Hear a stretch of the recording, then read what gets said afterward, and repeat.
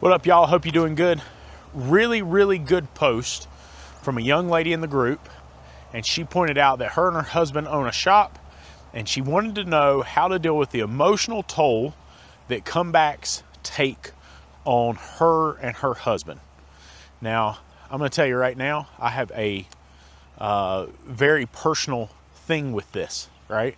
Because I know beyond a shadow of a doubt that I have had more than one unhealthy response to a comeback. I have dealt with health issues because of comebacks, and it led to some unhealthy behaviors, and it led to issues for my family because I wasn't treating them well because I was so worried about comebacks.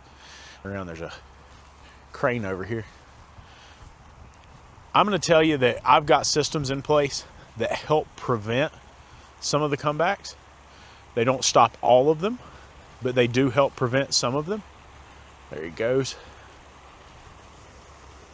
But typically the way it works is we have on big major repairs, we typically do 10 miles by the technician. He comes back and he rechecks his work.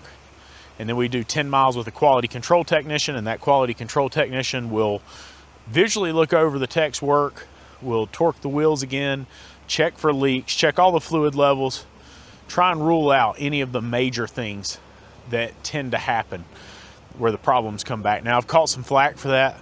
That depends on your town, depends on the driving conditions in your town and whatnot. The reason that I did that is in my shop, I have a statistical number. Like I sat down and calculated it. In 94% of the comebacks that we had at that point in time, they were all within 20 miles. And when I say comeback, I mean things that we could have prevented, things that we could have kept from coming up, things that we overlooked, things that we did wrong, right? Now I'm gonna tell you something. There's gonna be people in this comment section saying they don't have comebacks. They just need to be better technicians. Don't you ever believe somebody who says that. Everybody has comebacks. There's no way around it. Just absolutely everybody. It happens. We're working with machines. You can't get it right all the time. But you know, look, I've had a very unhealthy relationship with the stress that the business applies to me. I've had a very unhealthy relationship with comebacks, and when things go wrong, I've treated employees poorly because of it. I've treated my family poorly because of it. It's completely unacceptable. It's never right.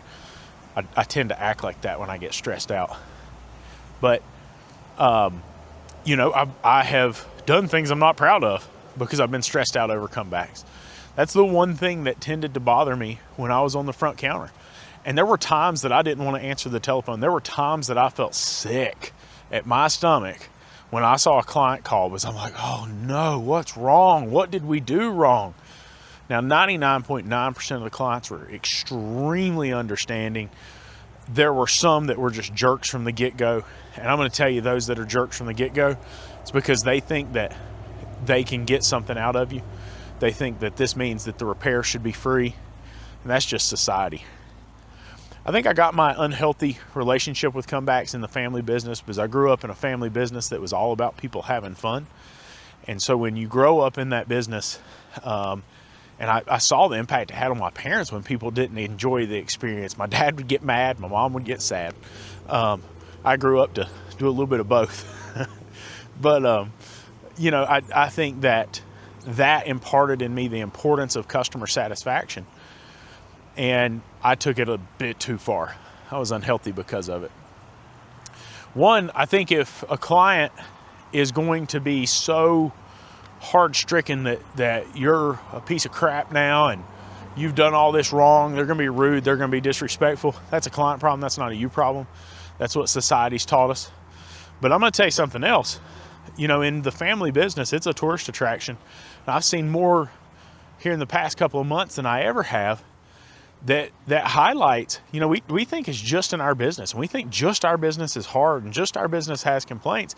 No, that family business is all about having fun, and you would think it's a non-issue, and you'd think that people come in and they just do their thing and they leave and they're happy, and it's not that expensive, so it's not like $1,000 repair, but they're still just as unhappy about that, right? They'll find anything to fuss about. So I think if anything, that's taught me that maybe it's not that big of a deal and people just complain to complain. I also think that society and, sorry dealership guys, but I think dealerships have taught that if you complain enough and you fuss and you yell and you scream, that you'll get your money back. You know, we talk about chargebacks sometimes, and the family business catches a ton of chargebacks.